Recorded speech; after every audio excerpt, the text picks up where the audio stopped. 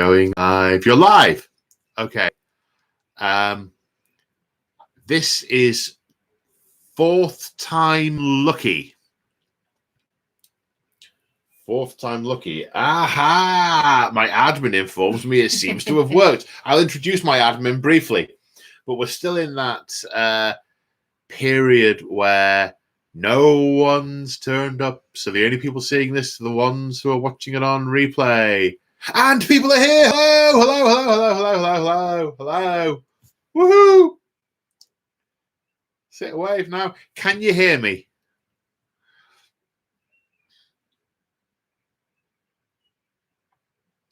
Please say someone can hear me, because there are people out there to listen to my words. Just heard that. Hello, evening. Yes.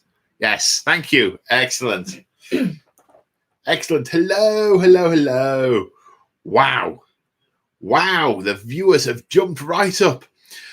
Okay, so you saw me on the other account. Yeah, so basically what happened was I was trying to work out why I couldn't make the live streaming work, and only Mr. Egg Sauce was sat there going, well, I found it, and pointed out that it is off my old YouTube account, which is just my name, which isn't the Say Hi Paul YouTube account. And that's because I had to switch, because Google apparently only lets you have one thing logged in at once. Because I wanted to go into my Google Photos, which is the thing that my phone is attached to, which is my real person, in order to get pictures to be able to put them up on, to download onto the thing, to put into the thing I was editing. I had to switch it to the Mr. Paul C thing, and I forgot to switch it back. And then when I went live, I couldn't work out why nothing was working.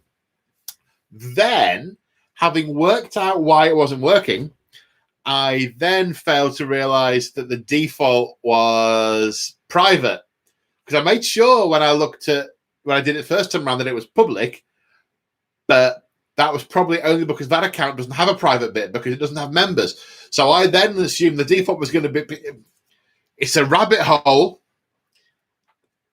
and the Omnissiah has eventually provided. The machine spirit was angry, but I sang to it and tipped a bottle of essential oil into the keyboard, and it's all good. It's all good. Okay, so things to talk about.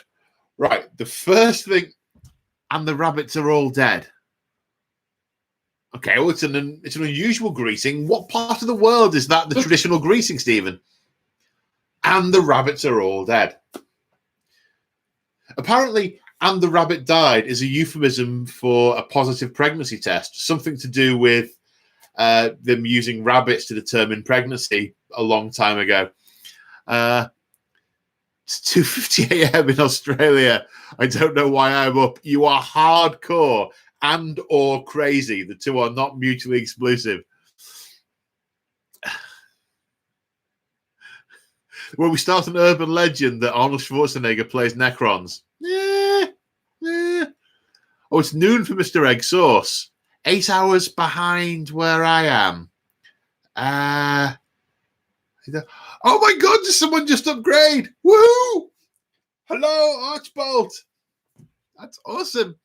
Aussies are all a bit crazy. Well, I could call them crazy, but you've just seen me talking for the last 3.5 minutes, and it would be a little bit. 3 p.m. That's a USA, I reckon. 5 hours behind UK. Yeah, USA.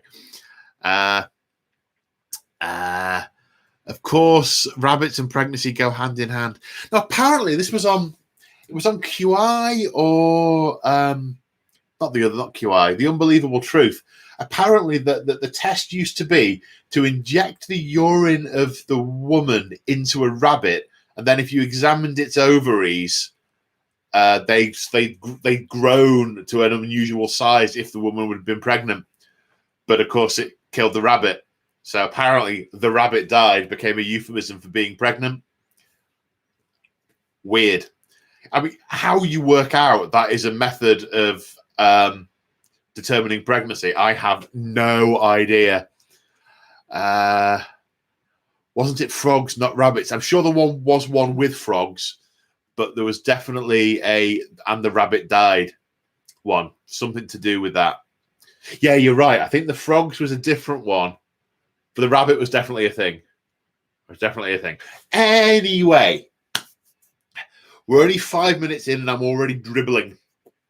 That's not to say I doesn't sound like like Necron talk. Well, it sounds like the kind of technomancy that a not a pyromancer, a technomancer, I reckon. A biomancer. Yes, we've just invented a new cryptech, a biomancer, what injects wee into rabbits. Yeah, if you just joined at that point, this would seem really quite odd. So, who's going to be getting the new Bellacore next week? Oh, it's so big and flappy, and it's also killing a Primaris Lieutenant, which is good. But I've got the old one in the drawer, so... When you're going to play with Windsors next, and have you seen Major Kill? Don't know what Major Kill is. And when am I playing Windsors next? In about 3 weeks.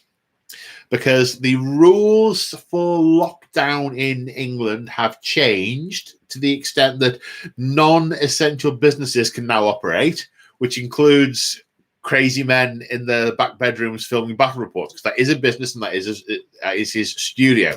I can't have people here because I'm just some random dude with a garage and it's not a business in that sense. But because it's Winters' full-time job and he's PAYE and all that stuff, it's a business, and as long as people are doing the Darth Vader impression, then they can go and play against him. So I'm going to go and play him in a couple of weeks and I have no idea what to take. Because everything I think of, I can't think how to make it work with the full 9th ed rules, which is why I'll have to play to go see Winters. Yes, just joined. This is odd. I'm very sorry. I realise I'm probably driving lots of people away. So I will come to proper Necron lore in a moment. Right. Bit of admin first. You can probably see a shoulder there and a hand. So this is Crimson, and Crimson is in my support bubble. The support bubble are over for the evening, and Crimson is helping me with admin. The idea is that if I miss any questions, she can write them down and slip them to me on notes, like being at school. It's like, psst, what? Like, oh, that's the wrong note. So, yeah, that's the shoulder that you can see in the corner, and the pen, and yeah, that right there. And yeah, that's, you see, the system works. What's your thoughts on how Necron lore has changed over time? Right. Got that one in the bank. Right, Necrons. Okay, so there's just a shoulder? Creepy, yeah. It's not attached to anything. Oh, yes, it is. It is. Thank you for holding his mind together, Crimson. I'm not sure she helps hold it together. I don't think anyone could do that, but thank you. I think it's more of a sort of splintering into a myriad of wibble. So now I'm going to start talking about Necrons, because this is specifically meant to be about Necrons. So if there are other questions, I may tangent a little bit, but I'm going to try and get it pulled back onto conversations about Necrons. So what am I going to talk about? I want to talk about how I started collecting Necrons, what my plan is for my upcoming Necron army, some bits and bobs about the Codex. I've also been asked a number of times about how I structure my army, so I'm going to talk about that. And I also want to talk about a bit of the lore, which sadly doesn't really come from the Codex. It comes from books, like the amazing book, The Infinite and the Divine, which was just absolutely freaking amazing. And I loved every minute of it. Because obviously I don't read books anymore. I listen to them. That was a super good one. So my Necron experience started with this book in 3rd ed. And it started with, I'm getting past notes. It's working. It started with me coming back to 3rd or 4th ed. I came back in and it was 4th ed after leaving in 2nd ed. I say leaving, I discovered, let's just say university. And then the return to Warhammer didn't really occur until, let's call it, after university. And at the time, all the codices were relatively inexpensive. They were all a tenner each. So me and my group, we all used to get all the codices. God, if you do that now, they're like, you'd be bankrupt before buying a model or any paint. Not that that's cheap. I remember when the paint was like 90p. But anyway. So I came back and I was dubious of this codex. And I was dubious of it for two reasons. Two reasons? There were reasons why I was dubious of it. I remember just as I was leaving in second ed, GW announced that they were killing off the squats. And the reason they said they were killing off the squats was because they wanted 40k to be distinctly different to Fantasy Battle. And I'm like, yeah, okay. Because, all right, Eldar are quite a bit different to High Elves. The Space Marines aren't quite Empire. Yeah, okay, I get that. Then I came back and Space Undead, and I didn't remember to pick the book up for Space Dark Elves. And I got quite annoyed. But I eventually did pick it up. And one of the things that struck me was it's really difficult to find, certainly in this book, any character to how the army actually behaves and what the motivations behind them all are. It very much gave me a it very much gave me a sense of them just being mindless automatons with nothing behind them, and that didn't particularly gel with me. And when I started collecting them back in the day, I used to sort of hover on eBay quite a lot, and there was this one bid which was just a box of mangled Necron parts, and I thought, I could see a few immortals there, lead ones. Do you know what? It's probably just about doable. That I might sort of make my money back. And there's a complete, I'm not quite sure what that thing is there. That looks all right. And so I bid on it, and I got it for, I think it was 20 quid. And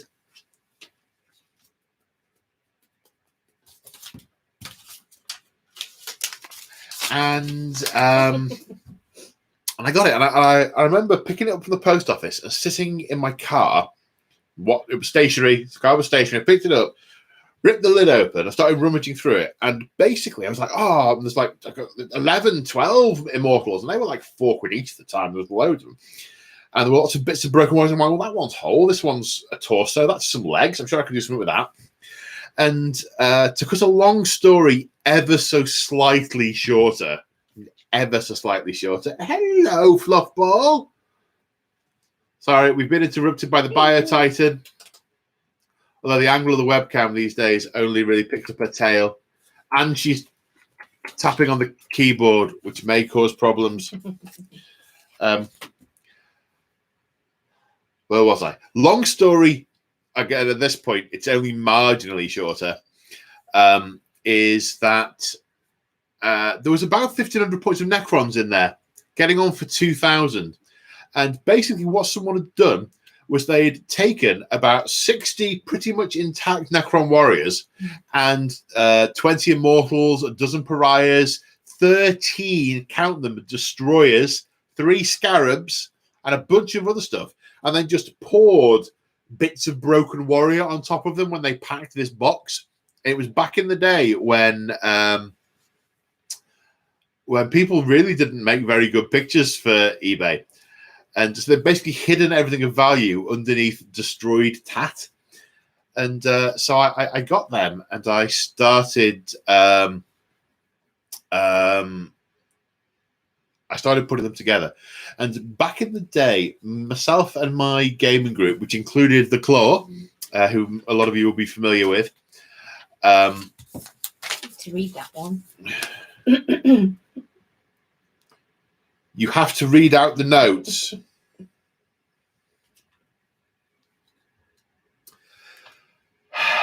Thank you, the mighty Moog. Thank you, Moog.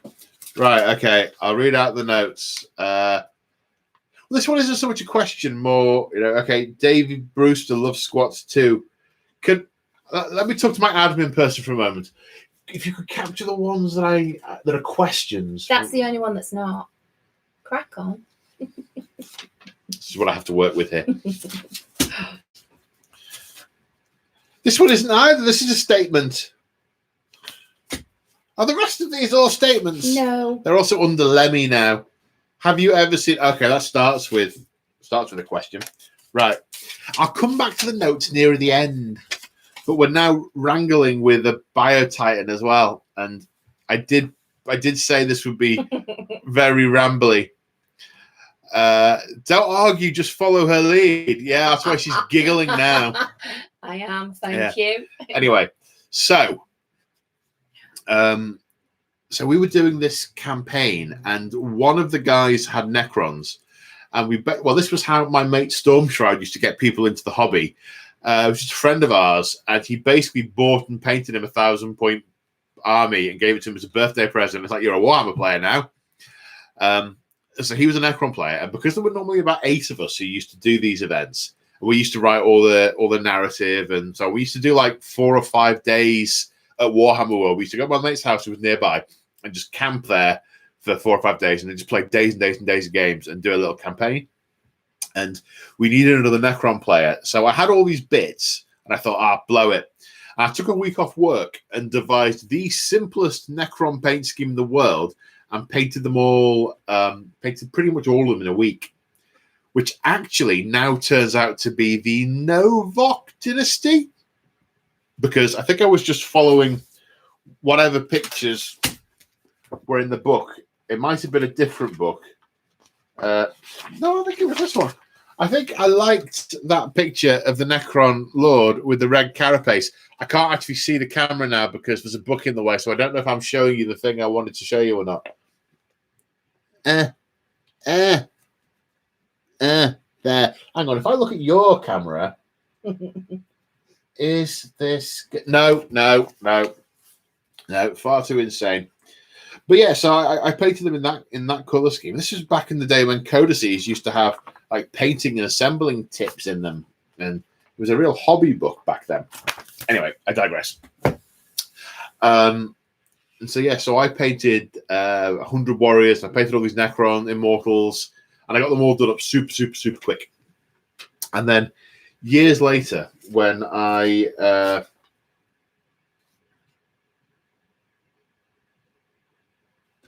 see, I can't talk and read. I know you're from Halifax. Was wondering where you picked up your landscape parts from. I'm not from Halifax. I lived there for 10 years. I got them from the model shop in the Peace Hall. No idea if it's even still there. So that's where my Necrons started. In later years, I fell on harder times for a period, and I had to sell a couple of armies, and one of the ones I sold were my Necrons because I wasn't particularly engaged with them because the one thing I find difficult, and it's the reason why to this day I find Tyrannis difficult to play, is I find it difficult to put myself in the mind of the general and work out what they're thinking and what they're doing. Back then, they were so other that sorry, Lemmy is taking some serious wrangling today. Normally she just goes and sits quietly. They were so other that I just couldn't get into the headspace of how to play them, and I felt like that for quite a while, but that massively changed when I read The Infinite and the Divine, because one of the things that that book does is it sort of talks through the different castes of Necrons and how they're viewed by the various in the hierarchy, and depending on the caste of a particular Necron when biotransference occur. So biotransference. So the Necron tier were an old race, and they were basically dying of what I infer were sort of mutations and cancers and so on. They were basically dying out, and the cat attack.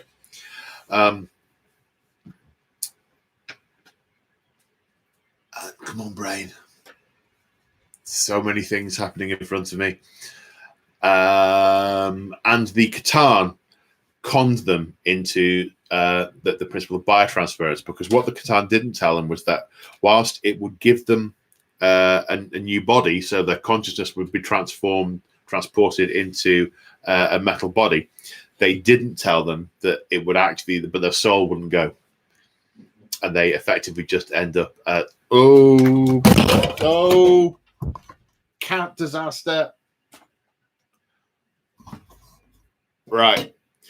Sorry, I've moved the keyboard. Thank you, War Venom.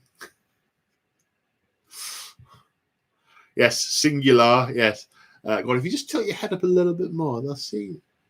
No? This is risky. There she is. Say hi, Lemmy. Oh, no. Now you're the mistress of indifference. Okay. And yeah, biotransference basically turned them into, so they were all turned into soulless automatons, but some of them became relatively mindless, because depending on the caste of an individual member of the Necron tier determined how good a body they were put in. And they talk like the way they sort of look at the warriors is the warriors have almost no sentience. They are sorry, there's fur everywhere in the air now. And the warriors have incredibly little sentience and are just automata, and they're spent like queen by the overlords. And one of the things I really liked is they're repaired again and again and again and again and again, and they have no real concern or thought to whether they'll actually survive. But the overlords themselves, the Cryptex, the Pharaons, everything in a high caste, they all retained a lot of personality. So, for example, the Infinite, Trizan the Infinite, I love the fact that he was basically a collector of antiquities, and his tomb ship is entirely and completely full of things he has frozen in time. There's a lovely bit when he's sort of looking at one of his exhibitions. It's an exhibition of orcs, and he's positioning the arms correctly. No, they don't hold their weapons like this. They hold them like that. And these are all orcs that are stuck in stasis. There's a scene from the Horus Heresy that he's basically gone, I like that. Dink, stasis in my ship. And at various different points, different ones of them sort of get free and they start to fight in the ship. And that's the divine, Orakan the Diviner, uses disrupting that to get at him and divert his attention. Which I think is particularly cool because they each individually have their little quirks. And the other thing I really enjoyed was the fact that Necron society is very structured and hierarchical. They have lots of laws. So Orakan tries to nick this tries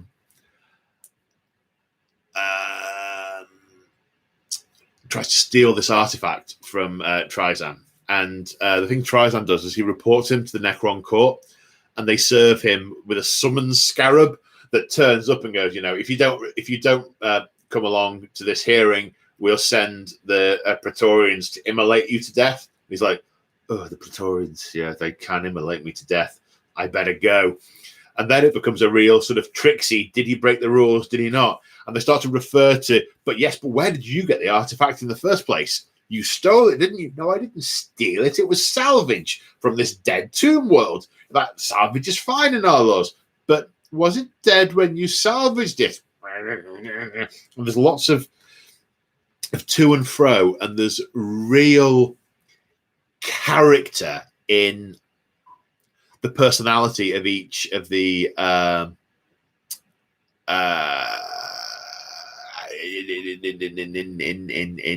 in the thing, which I forgot what I was talking about. There's another book, and it's one of the Dawnfire books. Dawnfire, one of the new Indomitus ones, and they're besieging a an imperial world, and the overlord is a right twerp. He's arrogant, he's overconfident, he makes really stupid decisions, and he's got a royal warden who is techno bound to him. Yes, my lord, and you can sort of read the expression in his thoughts going, oh god, we're all gonna die. Yes, as you wish it. And there's I love the fact that you can have real personality, and there can be some real petty squabbles and really human character traits that go back to the sentient individuals that they once were. And then you contrast that all the way down with the amount of sentience that a lord has, and then down to the next level, the Lich Guard. They are, he can have a conversation with the Lich Guard, but it's only when he goes to sort of certain parameters that he's like, oh yeah, right. So when I start talking about hypothetical chronoscience, they all switch off and they're like, yeah, no, that doesn't interest me. I don't want to go and sit through a play. Oh, I love the way they said the Necron plays sometimes last for 3 decades. Because it's such a nuanced recreation of actual events that, they don't need to move, stretch their legs, eat, sleep, excrete, anything like that. They sit there for 30 years and watch a bad amateur dramatic production of The War in Heaven, which I think is fantastic. I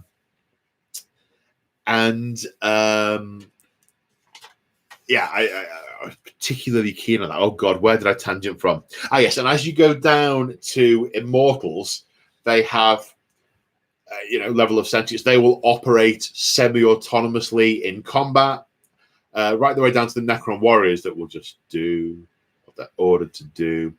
And the only sort of conversation they can have with them is concepts of like abeyance, and really incredibly limited.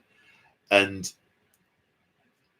they also, there's a really rich bit about how, which book's this now? Does it feel or the Infinite Divine? No, this isn't the Infinite Divine. This is the Dawnfire book. In fact, I'm going to have to look up which book it was, because partly it's going to annoy me, and partly because people might be kind of interested. Bear with me. Come to yourselves. Not that one. Gate of Bones. That was a good one, but it wasn't that one. The Infinite Divine. No. Nightbringer. Was it Nightbringer? It's going to start playing it now, isn't it? Shoot. Hang on. 1 minute. I've messed up. All right. It was a book.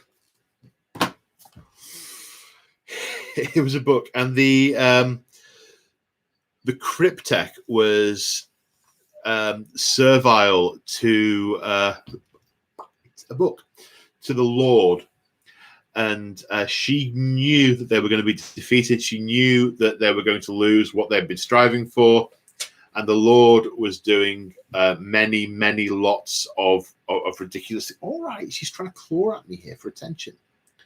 Lots of ridiculous things, and she was trying to contrive to be able to do what she needed to do, but without his command routines overruling her, because her tomb ship was in the code hierarchy was subservient to his. So there was nothing she could do to override his command structure. So if his command code decreed that her tomb world would not wake, her warriors would not wake, she couldn't override it. So then she was having to be very manipulative to get him to grant her certain code permissions to be able to do things, which I thought was very, very cool. And one of my favorite bits about actually both those books, the one I told you the name of and the one that I can't remember the name of, that is possibly the one that Avalanche Wargaming is called Indomitus. That sounds about right, actually. Is the Destroyer Curse, because the guy says, right, I want this planet destroyed now. I'm going to unleash the destroyers. And the Cryptek and the Royal Warden are like, are you sure? And the Royal Warden says, actually, my programming compels me to ask if you are certain you wish to do this, Lord. I said, yes, I am certain. Because they are so terrified of the destroyers, because they believe the code that creates the nihilism in the come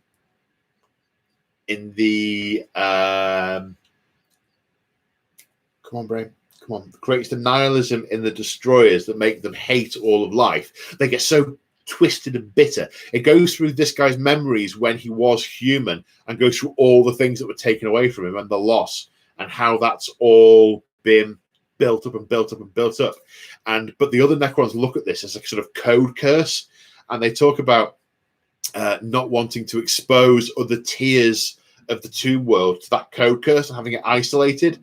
So he says things like, I'm going to consign these warriors over to his control, but I'm not going to go within like 4 levels of code security for fear of the taint. And what was really, really fascinating to me at that point was my mind instantly went to, well, that's an army then. So the army, you've got your Sotek Lord.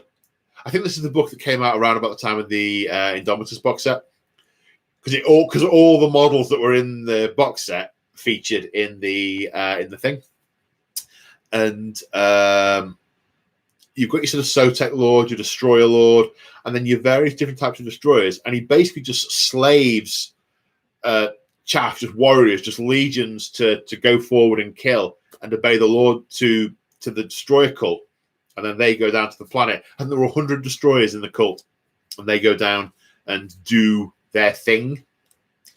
Now that might be Infinite and Divine again. The good thing with this is because I'm mixing up 3 books and I'm chopping and changing between them, I'm not spoiling any of them, because any one you read will not bear much resemblance to what I've just prattled about.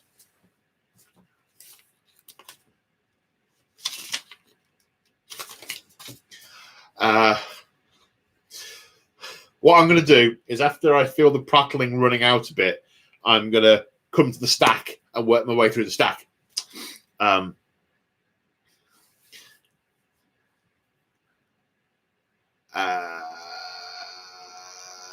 Sorry, I just got distracted by reading. That's why Crimson's here, so I don't have to read. But the comments are so pretty, and everyone's got such little pretty icons by their names. And I want to know what they are. It's like that's a blue and a yellow one, but I don't know what it is. Can't look too closely. Anyway, so I instantly felt differences of armies there.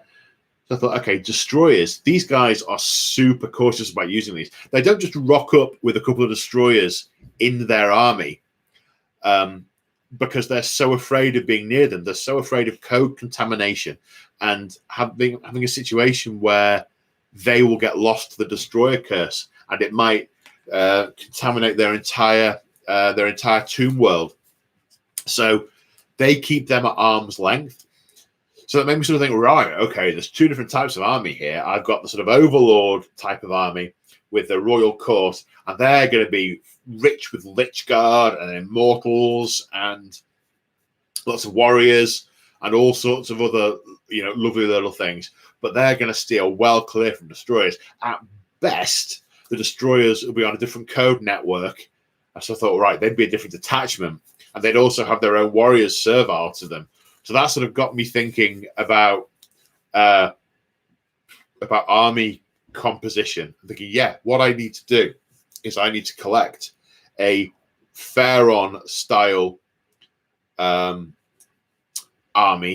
to be able to play, and a destroyer style army to be able to play, and there'll be some elements that'll be common to both.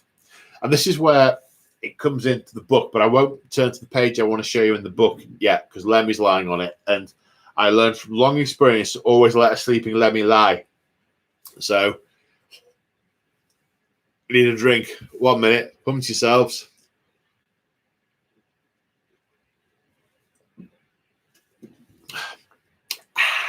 They still haven't approached me for sponsorship. I mean, I'm getting 134 people watching this. I don't know what Coca-Cola think they're missing out on. I could literally be increasing their sale by cans.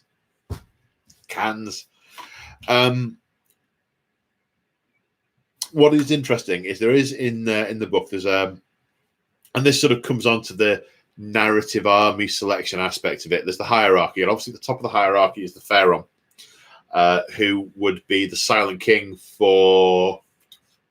I'm terrible with pronouncing the names. The Silent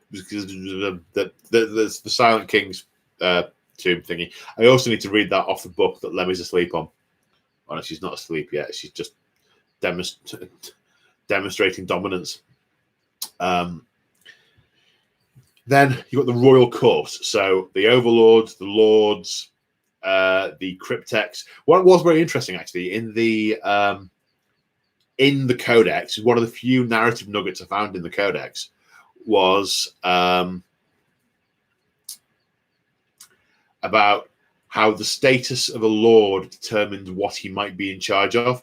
So an overlord would be in charge of a sort of fairly significant tomb planet, but a lord might be one that's sort of way out of the way, not on the main streams, not in the main, not got sort of primary armories and things like that. So a lord is more likely to be in command of lesser troops or fewer big troops. And that made me think, okay, so I need to get a few different lordy type models so I can match the current narrative I'm playing, whatever that might be, to the position of the planet and the structure of the tomb world. So then, okay, this guy's a lonely lord. And that might work. Can I drink pints quick? In my youth. Because that might help me with... She's moved. Ha, ha, ha, ha, ha. Snooze, you lose. Like the book. Is the book a good read? I saw someone ask. Well, there's about 20 pages of stuff that are worth reading, but very little. The thing I like to get out of the codices when I read them is how I think I'm going to play my army. Trying to work out if Lemmy's licking her foot or trying to eat my USB cable. Yeah, Crimson has no knowledge of 40k and is entirely baffled. The Crimson does have some knowledge of 40k. Crimson has got... She's got a small Slanesh army that she's painting very, very, very slowly. And carefully. At some point, we're going to do a Crimson learns how to play 40k thing, but that's a different matter. So we got this picture, which is hold it up like that, which is the tomb world structure, and here you've got the Pharaon, the royal court, which I was just talking about.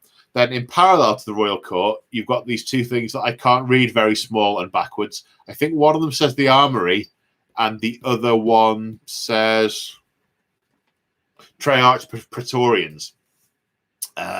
So the Praetorians I really like because they all allied themselves with the Silent King, and they're basically a bit like his lads who keep an eye on the Overlord to make sure he's not trying to threaten the Pharaon status. They are both protectors and also judge, jury, and execution if they do anything dodgy. There's some lovely stuff about how they even stick to some of the old Necron tier warrior codes, and they will sit on most battlefields. They just sort of hover above it, and judge whether or not the Sorry, Lemmy has just Lemmy's. There we go. Sorry, Lemmy just interrupted. Lemmy ran across Crimson's keyboard and turned the sound on, which gave us some echo. So what they do is they sit there in sort of judgment, and they'll look and decide whether these are worthy foes or not. And if they decide that they're worthy foes, they'll basically have the right to tell the Overlord, you can't use dishonorable weapons against them, like death marks and other such things. So that's going to be a lot of fun in campaigns where I do little campaigns and they're all of a sudden winning. Then, and what happened in this game? In this game, the Treyarch Praetorians decided that the dying Ultramarines were honourable. So the Necron, the Overlord's left there with a small piece of flint designed for peeling fruit. Bit of a problem. My massive death ray gun? No, honourable. You've got to kill him hand to hand. It's like, dude. But if they're not honourable, they'll sort of swoop down and join in the mass, just indiscriminate slaughter of all the things that they hate. So yeah, really, really cool. Really, really cool. So then you have Armory, it talks about, and I'm kind of reading a bit now, it talks about monoliths, doomsday arcs, annihilation barges, and the aircraft, and so on. I'm going to go check on the bubble. You're checking on the rest of the bubble? Checking on the bubble. Okay. But she's taken the laptop with her. She'll still be able to see and hear. I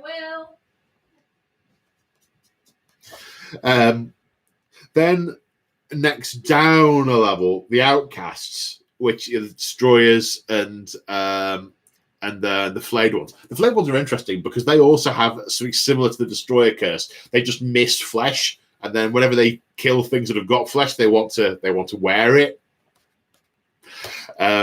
But they don't exist in the Tomb Wars. They're in their own like little pocket dimension, and all of a sudden the Lord will be having his battle, and a bunch of Flay Ones will have turned up, and he'll be like, "Where did they come from? How did they get here?" Bob, take some notes. Put it down in the post-implementation review. I want to know how they get here. But yeah, so they turn up randomly, so they're going to be great fun to just have turning up. So yeah, the Destroyers and the Flayed Ones, they're very much kept in a bubble and sort of like, in case of emergency, break glass, but only if you're really sure, because you are playing with fire if you use these. So definitely, I think, barring relatively extreme scenarios, the Destroyers certainly will be in their own sort of form of armies when I do them. The Flayed Ones, the fact that they can just turn up anywhere and they annoy the hell out of the Lord, that's just gravy. Then kind of want to part with the Outcast to the Legions. And the Legions are basically the Warriors and the Immortals. And that'll include things like Ghost Arcs and stuff like that. So I'm looking over there because that's where my stack of models boxes is. Because I'm building these up very gradually. I'm having to do them in the background whilst I'm doing other projects. So, for example, Sunday night, I did a test build of one of the MDF Necron pieces of scenery that I've got and one of the MDF Orc pieces of scenery I've got. And since then, I've just been building the rest of the Necron scenery. So I'm flitting about a little bit. But what's helpful is the fact that I've started doing campaigns that are based much more around the models I have. And I finished filming my first chapter of my Maiden World campaign. That's going to go up on start for members this weekend. That's going to run for 3 weeks. And then I'm starting to film my Real Space Raid series, which is also going to be 3 episodes, but that's going to go up on public. But I've got everything I need for that. But I won't talk too much about them. I'll talk about that in another time. But what that's letting me do is, as long as I rein myself in, I can spend more time on the bigger projects that I can't just paint for a couple of weeks and then have it ready. I need to be constantly building it up. So what I'm going to do with it No. Hang on. I'll finish talking about this, and then I'll explain. So then you've got your canoptek constructs. So there's a little bit of, it doesn't quite follow exactly the same story in every book I've read. Some of them say that the canoptek constructs are just sort of like low caste, and if you were given the body of a canoptek spider, you were really unlucky. You were sort of you were not considered a particularly worthy member of Necron tier society, or you were unlucky enough to have particular skills in that area. And other books, including this one, say that the canoptek constructs are robots, that they don't have Necron sentience in them. They're just constructs. And that is why on the hierarchy they come here. The only one thing that's below them are the Catan shards. And they are just viewed with such contempt because after the war in heaven,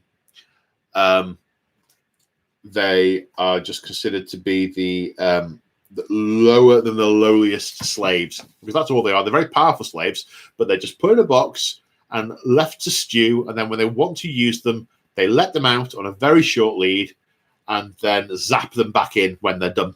Their existence is pretty pitiful. Pretty pitiful. There's a lot of very nice Catan stuff in the Infinite and the Divine. That's sort of a thread that kind of runs through some of it. And there's a nice thing about one of the things the shards aspire to doing is finding other shards, because each one is like a sort of, I found another one. A little bit like in Terminator 2 when the T-1000 finds a little bit of his liquid metal that's been broken off, and it sort of sucks it back in to make it a part of the bigger whole thing again. So that's really cool. So the canoptek constructs. So this is where I start to think towards, and I'm not going to talk too much about the different dynasties because there's not an awful lot in here that actually makes the dynasties feel all that different. Yeah. That was a different piece of bubble, different member of the bubble. Do you have a favorite piece of Necron technology? Would you do voiceover work? What, me? I think about it. Right. Okay. So, are they sat in the kitchen watching this from downstairs, sending runners up with questions? I think that's what's happening. I think that's what, yes, they are, aren't they? Jason, you're right. You're spot on. Okay. So there's not a huge amount in here. I mean, one of them says things like, oh, they have a lot of cryptex. Okay, great. They are going to have a lot of cryptex. And that's the Zarakan. So I have cryptex in my Zarakan army. In fact, I've got one of each on order, apart from the one that you can get in the incredibly bad value. See, one of the reasons she's so clingy is the support bubble has a doggy, and they don't get on. So she's up here with me whilst the rest of the bubble's downstairs with the doggy. It talks about Sotek having lots of weapons. The rest of them is relatively little. I mean, the Novak, it talks about having large bands of Lich Guard. So, okay, if I'm doing Novak, I have lots of Lich Guard. If I'm doing Zartek, it's lots of these war machines it refers to. So there's going to be lots of Doom arcs and aircraft and stuff. One of them makes reference to lots of infantry, but beyond that, there's relatively little. It's not like Space Marines where it says actually you've got a demi company and it's 3 of this and 1 of that and 2 of the other. There's no real structure in there, except to say that the warriors are just numerous chattel, and the immortals are the. She's scratching at me to try and get my attention. They're the numerous foot soldiers, and they are that's why I've painted 20. I've got another 40 to do, so that so that whichever flavor of the army I'm playing, I can just put 60 warriors down as a core. Or it's just slightly smaller games. I can, sort of 40 warriors, 10 or 20 immortals. If I'm going sort of Pharaon way, if I'm going to the royal court. I think the Legion, they do have immortals in as well, but it feels to me more like, that's why she went down. She ran out of Post-its. She's used the entire pad of Post-its on all of your many, many questions. Maybe she's hunting for Post-its. They're all here in this box. But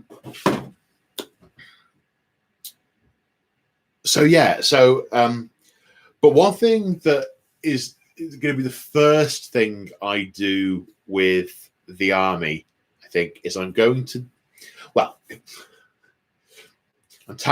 I'm rambling. I did say in the advert that there would be rambles.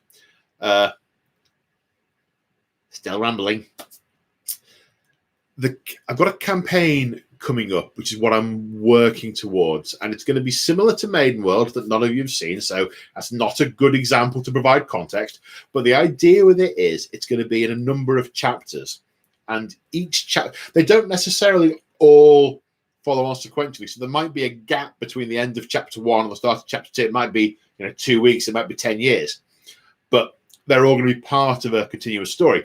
The first chapter of the one I want to do with the Necrons is, and I sort of, the way I'm doing them at the moment, and I don't know if this is really going to work, it feels like it works at the moment, is doing three factions, and each of them fighting the others in one go. So Maiden World, as an example, I've just finished filming and I'll start to go up this weekend, is Ynnari and Emperor's Children and Iron Hands. So the rough plot of that, without giving too much away, is that the Iron Hands have been sent to this particular world that is an Imperial world that's gone off the grid, and they fear that it might have fallen to chaos or aliens. And what has actually happened is this is an Eldar Maiden world, and the Imperium wants to keep it secure. They've had a settlement there. They want to keep it secure for its mineral wealth. But the Emperor's Children are going there to try and mess about with the world spirit and try and get some Eldar spirits to fiddle about with. And the Ynnari are going there because they've had visions of the plight of the world and the spirits being in pain, but tortured by She Who Thirsts, but also because they think there's something, they've got vague portents of something webway oriented happening there, and they are constantly on the lookout for the fifth Crone Sword to try and wake Inyed. So anything that might lead to new pathways in the webway, they want to explore and get into. And so in that, the first bit of that setting is the Iron Hands making planetfall, going out, trying to see what's happened, encountering the Emperor's Children. Fight there. The Ynnari knowing exactly where the Emperor's Children are and what they're doing, and doing a lightning strike on them. And that happens. And then there's the Ynnari turn around and go to the Iron Hands. Well, let's be friends. But get off our world. And the Iron Hands going, let's not be friends and get off our world. So that's that sort of 3-game sort of structure to that mini campaign. Right, back away from Eldar, almost. What I want to do with my Necron campaign is I want it to be Admech, Necrons, and Craftwell the Latok, because they are the Eldar that particularly hate Necrons. I mean, they all hate Necrons. These guys are ancient enemies. But the basic plot of this campaign is going to be that the Admech are delving too deep. They awoke something in the deeps. Is it a Balrog? No, it's a Necron tomb world. And the Alatok can see that they're doing this. They're going to try and kill the Admech and stop them. The Admech are going to go down and go, oh, look at the bounty from the Omnissiah. and end up fighting the Necrons. And then the Eldar are going to go, "You've woken up the Necrons. Jeez, right, let's kill the Necrons." So that's a very, very broad view of what I'm going to do for that. So in order to make that happen, I need enough Necron terrain to be in a Tomb World. I know I need to do some AdMech terrain. I've got lots of Sector Mechanicus terrain, none of which is built or painted. But actually, I don't know how much of the Sector Mechanicus I need for Chapter 1. The Sector Mechanicus can possibly come later for later chapters. I've also already got 1,000 points-ish of AdMech painted. So what I probably need, enough to give me enough variety in a 1,000-point army, I need to maybe get them up to 2,000 points. Now, the Necrons, because this is all... Oh, sorry, runny nose. I do beg your pardon, but I can't pause the live stream, so just pretend I'm not blowing my nose on in front of you. Oh, dear. This is entertainment, eh? That's whilst I'm breaking for a nose break, I may as well have a brief Diet Coke break. They are never, ever, ever going to sponsor me, mainly because I don't think you can put the word diet next to me and be serious. So, in my mind's eye, I see a dormant tomb that the AdMech wake up. And in a dormant tomb, I'm like, okay, what would be in a dormant tomb? Well, the first things that I think would be awake are going to be the Canoptek constructs. So I'm thinking of reanimating walkers going around healing up pods and spiders and Canoptek wraiths doing all the maintenance that they're meant to do, with scarabs and things, with a big amount of warriors, and then maybe a cryptek that's woken up to do the tidy up, do the periodic repairs. And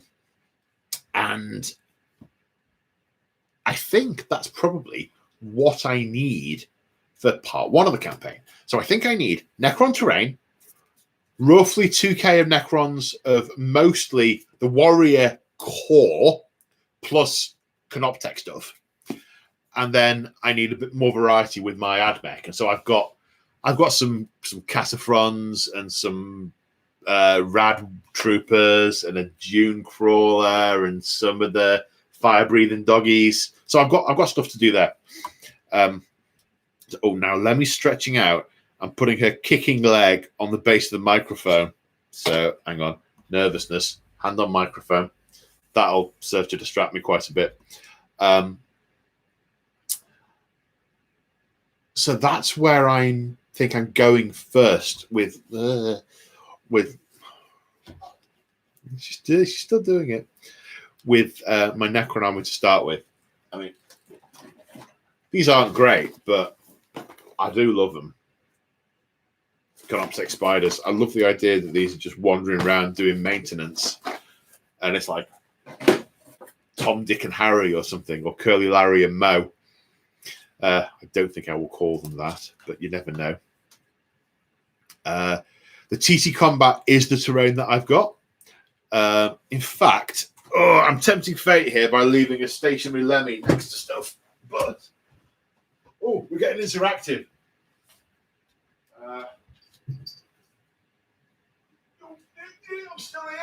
I'm still here. Don't worry.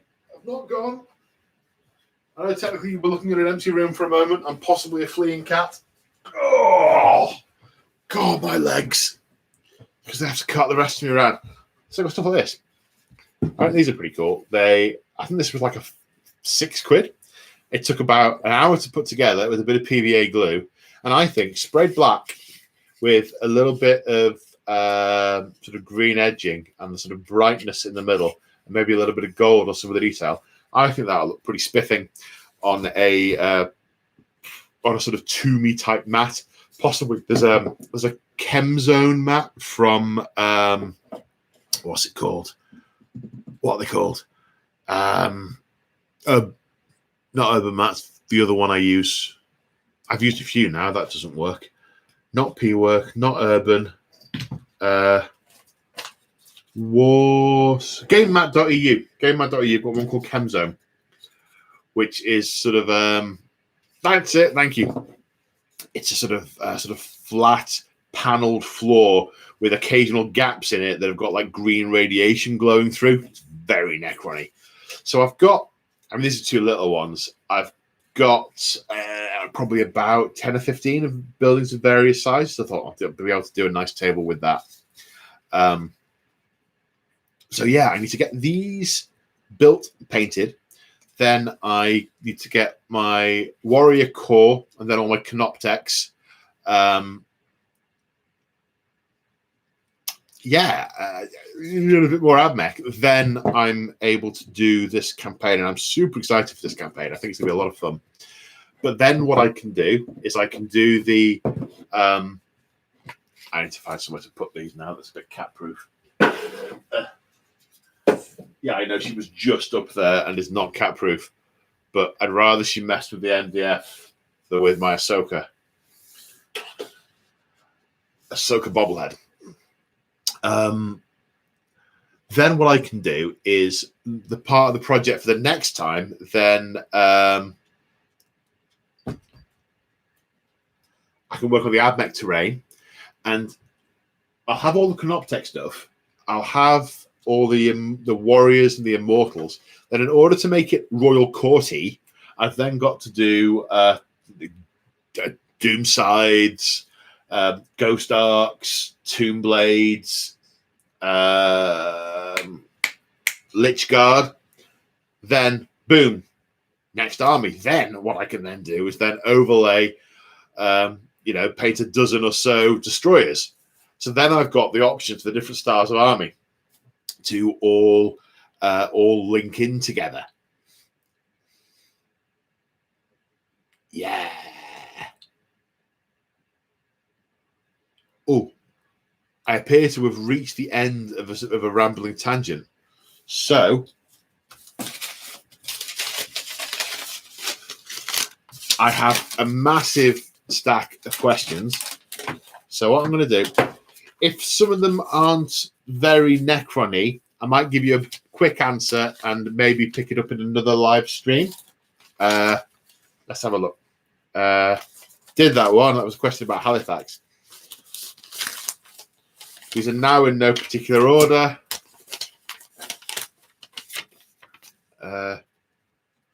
Paul needs a mini kit bashing. That's not a question either. I only need to speak to my admin. Crimson learns 40k sounds awesome. Yeah, very much looking forward to that. But Crimson needs to paint the rest of First Line S models, or at least 2 squads worth.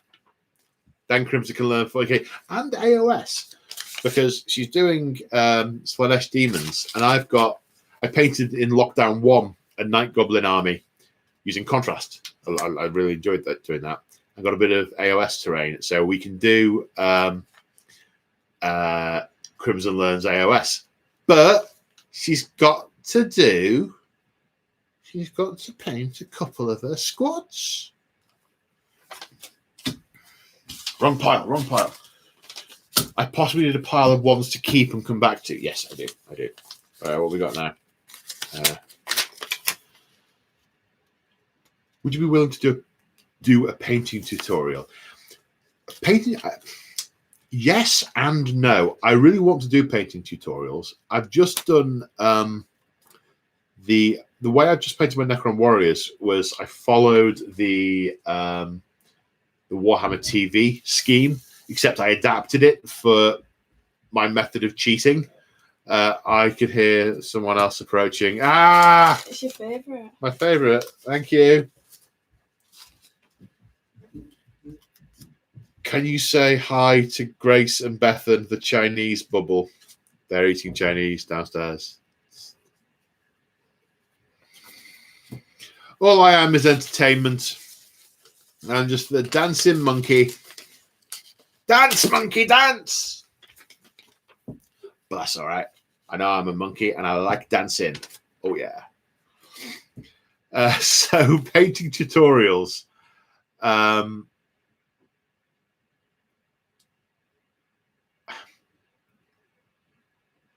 So what I'd like to do, I'd like to be able to do a little film of me doing that and doing the how to do this quick and easy, because I've always referred to my style of painting as cheat to win.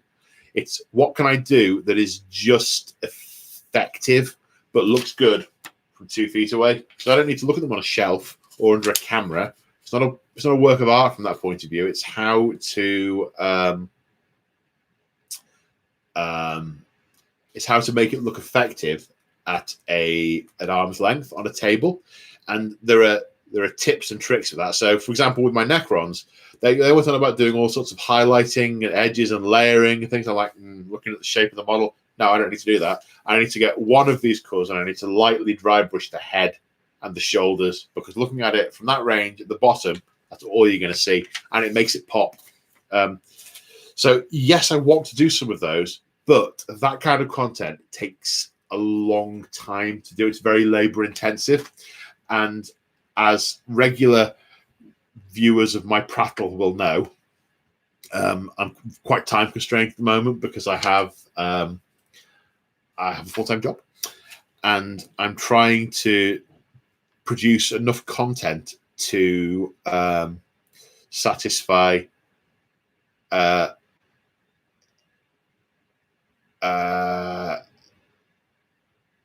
check. Oh, Gary, never received replies to my email. I got a message from you on Instagram, Gary, and I replied to it on that. I haven't seen an email.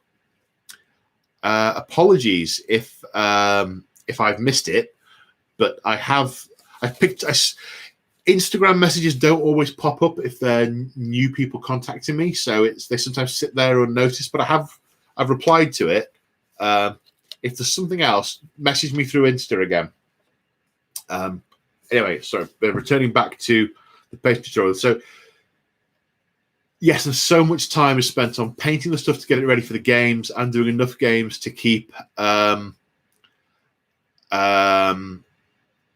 public YouTube stuff fed and the members YouTube stuff fed. Because those of you who aren't aware, I have a members area, and my goal is to produce an extra battle report a week. I don't always make it every week, but it's most weeks. It's at minimum 3 a month.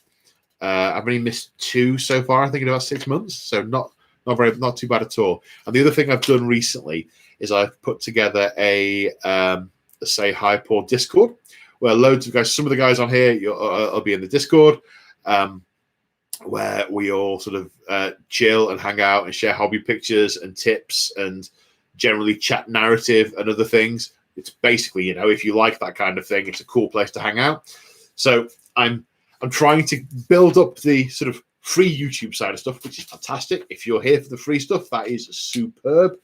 Absolutely great. If you're also one of the people who want more, I've also got to do the content for the people who want more, which means that things like painting tutorials are a nice to have, unfortunately, and things I want to do in the future, but sadly not yet. Right. I love Warhammer but can't pay it for my life. Also not a question, Crimson. I mean, it's the point about painting tutorials. I'd love to be able to find the time to pass on my my cheat to win approach, and it's something I absolutely will be doing. But it's a way away, I'm afraid. It's a way away. My full-time job is as an IT contractor, and at some point my current contract will end. I've been in it for 3 years, and they're normally they're meant to be a few months. So it's been going on a long time. When that ends and I'll be between contracts, I'm going to try and do some stuff like that in between time. But it's always tricky to keep the lights on, because the thing that the bread and butter are battle reports. And for that, because I'm a solo hammer artist, I need to have all the armies, and I need to have enough variety in all the armies to do multiple games in them. So yeah, I can't do everything, unfortunately, but I do want to do that. Right. Do the Necrons actually know the tech they are made? Do the Necrons actually know how the tech they are made from actually works? I thought the transference was a gift from the Star Race, and the bodies were too. It's a little bit of both. A lot of the Pharaons and the Cryptex, from reading the books, they know a lot about how things work, and the Cryptex do a lot of reshaping of the bodies and reforming and a lot of their sort of teleportation and rebuilding stuff involves knowing how things work. So there's a lovely bit in one of the books where the Overlord has like a proxy where he's sort of logged on to another Necron's body, and he jumps his consciousness into it, and then he instantly, just by the power of thought, reshapes the body because he understands the tech that well. He can just manipulate it by thinking it, and so he sort of morphs into the shape of the other guy. It's like, I'm about to kill you. Hang on, jump to Bob, and then I've killed you, and Bob wanders up. Don't think so, mate. What? Hang on, you're dead. So some of them do, some of them have no clue from what I can work out. Is there a specific Necron dynasty you like? I love the, and it's just an aesthetic thing, I love the blue one, which, let me find the book again as I sleep on it. Niliac, I think it's called. I just think it looks gorgeous. But I recognise the fact that will be far too difficult to paint quickly and in big batches. Certainly for the numbers I want to do, they're more likely to be one I do as a smaller mini project in the future. So the one I'm collecting is not my favourite one, but yeah, they are my favourites. Rule of cool. You've got to love the minis. You've got to love the paint scheme. And I like this one well enough. But for me, where the character's going to come with this is going to be in the characters. The rest of it are just various grades of automaton. What are your thoughts on how Necron lore has changed over time? I have a number of thoughts. I like the way they changed it so that the individuals can be more individual, and the sort of changing grades of individuality, where you've got the warriors at the bottom who are just brain dead, but the ones at the top who are pretty much still the intellects that they once were. I am still not sure about the War in Heaven and the Catan being overthrown. It doesn't quite gel with me that they could actually defeat the Catan in their full form and then shatter them. I don't get my head around how they would actually have achieved that.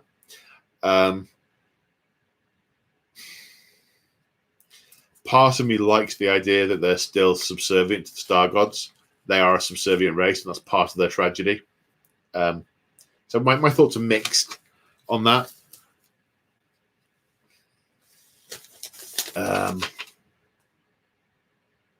This is another statement, but I know other people love squats too. Love squats. I'm getting there. Do you have a Custodes army? I do not. Are there any plans to do a battle report with them? They're pretty low down on my list of ones to collect at this point in time. I just have so many, and the one I don't have.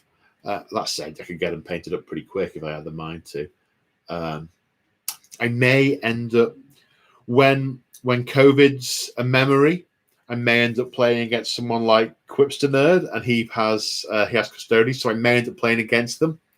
But no specific plans at this point in time. Isn't Inquisitor Greyfax from Trazian's ship? I think it was Trazian who was involved in the campaign, but I can't remember the detail. Ooh, that has piqued my interest, that has. That's some bedtime reading for me there. What are your thoughts? Stick together.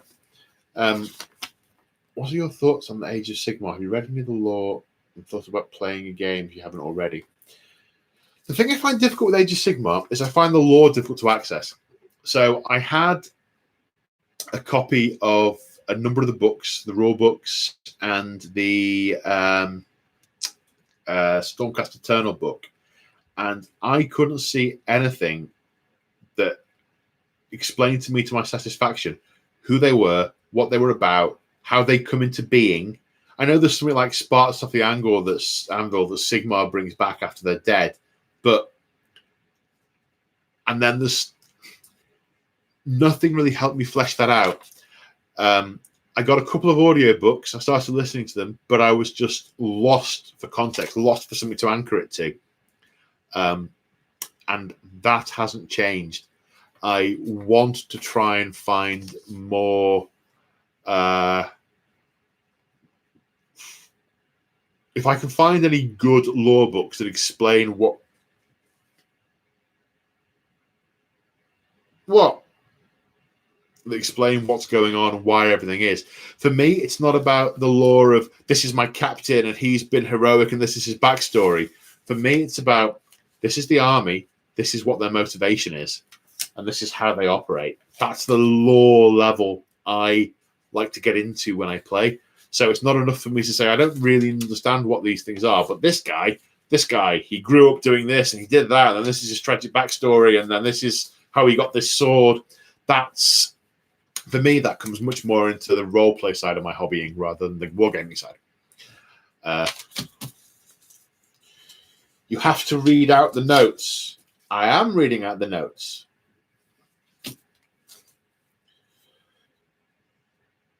Should I keep the Necrons from my Imperium mag or sell them? Well, if you're asking me, I'd keep them because I'm a magpie with, count them, 41 armies, 26 of them painted. I think I saw someone ask where I keep all the armies.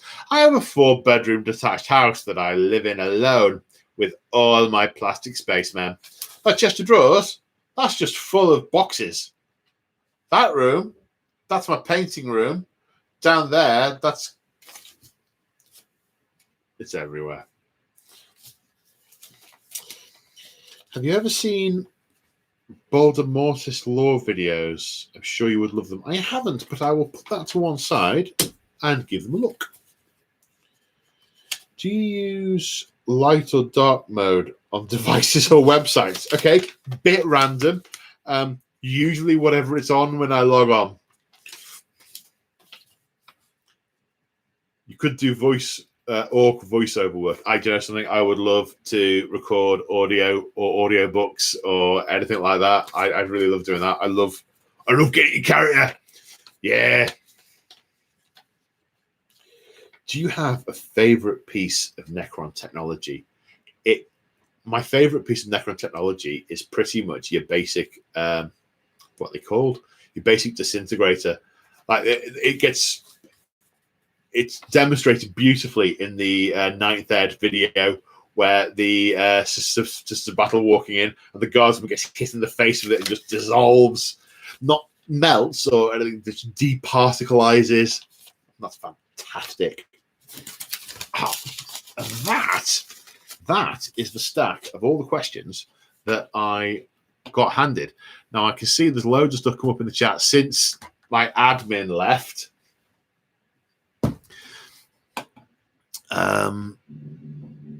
Or I can now hear chairs from downstairs. I think I'm shaming her into coming back up. Yeah, that's the door. Where does "Hang on, you're dead" come from? Ingrained so far deep. That is from. Why do you look at me like? Why do you get scared? She's been writing them downstairs. Excellent. Thank you, Grace.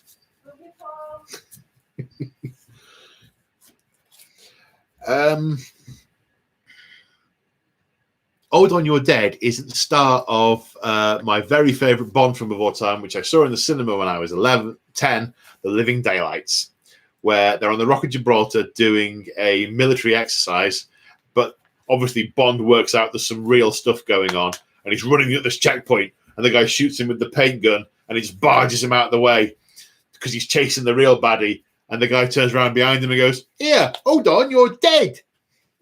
So that's where that comes from. Right. How do you think orcs refer to Necrons? I think they're called Tim Boys. Pretty sure from my second ed codex they're called Tim Boys. Which book should I read before the Infinite and the Divine? Well, I didn't. That was the first Necron book I read, so I would recommend just jumping straight in. And then if you're anything like me, you will afterwards look greedily for other Necron books. That's where I started, so I can't recommend anything more than that. Where do you store your 26 armies? It's more than 26, and the aforementioned house. Where does Anger on Your Dead come from? Hey, covered. Right then. So I have absolutely no idea if I covered things that people expected I might cover in this, or if I've totally gone off on such a wild tangent that people aren't in any particularly interested. So feel free to, because this is obviously going to be, she's spreading out again and kicking things. This is obviously going to be put out as a video to watch afterwards. If you think of other things you'd like me to discuss, maybe I can talk about in future live streams, or even do another Necrons one if there's enough demand for it. But for the time being, I think we're going to call it a day there. Thank you all very much for indulging me with my random prattling, and thank you to my assistant who's managed to assist me simultaneously from 2 separate rooms. And everyone, you all take care, and I shall see you guys hopefully in the next one. Bye for now. Well, I say bye for now. I'm going to try and work out how to turn it off. That was a real problem the last time I did this. End stream. See you, folks. Your stream will stop immediately and you will no longer be live. End.